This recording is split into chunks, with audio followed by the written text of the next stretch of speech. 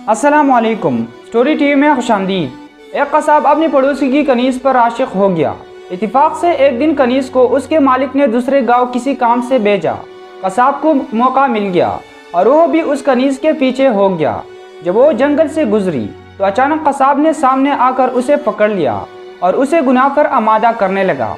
जब उस कनीज़ ने देखा कि कसाब की नीयत ख़राब है तो उसने कहा, ए नौजवान, तू इस गुनाह में ना पड़।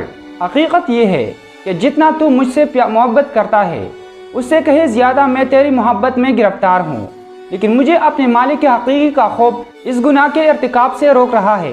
इस नीयत, इस सूरत और खौफ खुदा रखने वाली कनीज़ की ज़बान से निकले हुए ये अल्फाज तासीर का तीर बनकर उस कसाब के दिल में पेवस्त हो गए और उसने कहा, जब तू अल्लाह से इस कदर डर रही है तो मैं अपने पाक परवरदिगार से क्यों न डरो।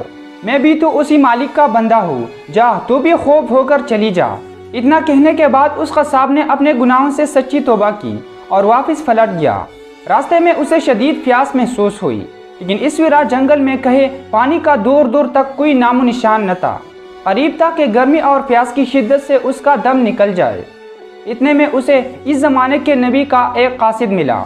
जब उसने कसाब की ये हालत देखी तो पूछा, तुझे क्या परेशानी है? कसाब ने कहा, मुझे सख्त प्यास लगी है। ये सुनकर कासिद ने कहा, हम दोनों मिलकर दुआ करते हैं कि अल्लाह हम पर अपनी रहमत के बादल भेजे और हमें सैराब करे, यहाँ तक कि हम अपनी बस्ती में दाखिल हो जाए। कसाब ने जब ये सुना तो कहने लगा, मेरे पास तो कोई ऐसा नेक अमल नहीं जिसका वसीला देकर दुआ करूँ। आप नेक शख्स है, आप ही दुआ फरमाए। उस कासिद ने कहा, ठीक है, मैं दुआ करता हूँ, तुम आमीन कहना। फिर कासिद ने दुआ करना शुरू की और वह कसाब आमीन कहता रहा।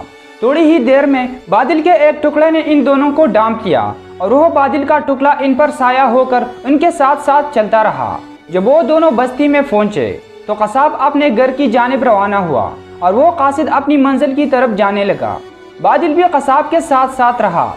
जब उस कासिद ने ये माजरा देखा तो कसाब को बुलाया और कहने लगा, तुमने तो कहा था कि मेरे पास कोई नेकी नहीं और तुमने दुआ करने से इनकार कर दिया था। फिर मैंने दुआ की और तुम आमीन कहते रहे, लेकिन अब हाल ये है कि बादल तुम्हारे साथ हो गया है और तुम्हारे सर पर साया है।